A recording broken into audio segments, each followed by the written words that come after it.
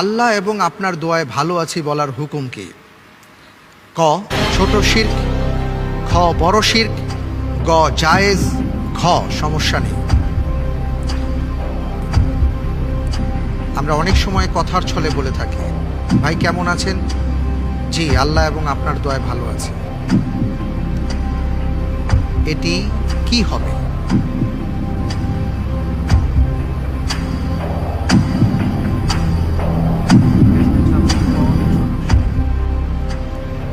ছোট শিরক। লক করে দিব, লক করে দেওয়া হোক। ক ছোট শিরক।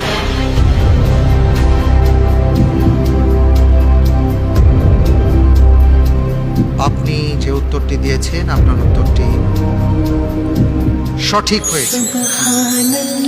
শিরকের মধ্যে ধরন রয়েছে। এই প্রসঙ্গে আমি একটু শাইখের কাছে আসতে চাই। শাইখ, আজকের পর্বে এই যে প্রশ্নটি আমাদের সামনে আছে, এমন অনেক ধরনের কথা আমাদের সমাজে আছে। যেমন আমরা অনেক সময় কথার প্রেক্ষিতে বলি বা কথার পিঠে বলি, বা অনেক সময় আমরা অনেককে বলতে শুনি আল্লাহ ইয়া রসুল আল্লাহ আমি যেন ভালো থাকি। এইভাবে কথাগুলো আসে। আজকের উত্তরে আমরা জেনেছি যে এগুলো ছোট শিরক। ছোট শিরক বলে কি আমরা এই সব ক্ষেত্রে অবহেলা করব, নাকি আমাদের কি করণীয়? প্রথম কথা হলো শিরক এটা হলো মমিনের জন্য সবচেয়ে আতঙ্কের বিষয়। একজন মমিন, একজন তাওহীদবাদী মানুষের জন্য সবচেয়ে বড় ভয়ের জায়গাটি হলো শিরক।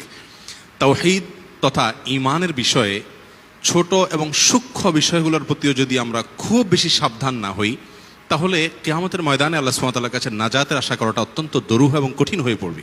আর সেজন্য শিরক দুই প্রকার, বড় শিরক এবং ছোট শিরক। ছোট শিরক যেটি, সেটিও শিরক, আর শিরক সবচেয়ে বড় অপরাধ আমরা জানি।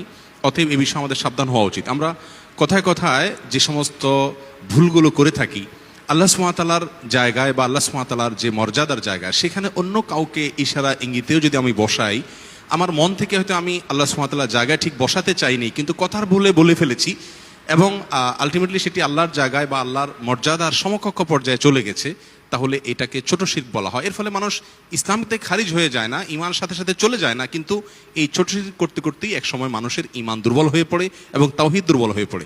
অতএব আমরা এই যে কথাটি প্রশ্নে এসেছে যে আল্লাহ এবং আপনার দোয়ায় ভালো আছি, এ কথা বলা ভুল হবে এই জন্য যে মূলত আল্লাহ সুবহানাহু ওয়া তাআলার রহমতে আমরা ভালো থাকি। অতএব প্রকারান্তরে আমি এখানে যাকে বলছি কথাটি, তাকে আল্লাহ সুবহানাহু ওয়া তাআলার জায়গায় বসাচ্ছি, যদিও আমি মন থেকে তাকে আল্লাহর সমকক্ষ মনে করি না। মন থেকে যেহেতু মনে করি না, সেজন্য আমি ইসলাম থেকে খারিজ হচ্ছি না, কিন্তু এই বলার ভুলের কারণে ছোট শিরক হচ্ছে এবং এটিও ভয়াবহ বিষয়। আর দ্বিতীয়ত, দোয়া এটা আমরা করব, দোয়া মানে প্রার্থনা। অতএব আল্লাহর দোয়া এ কথাটি বলার অর্থ হলো আমি আল্লাহর সম্পর্কে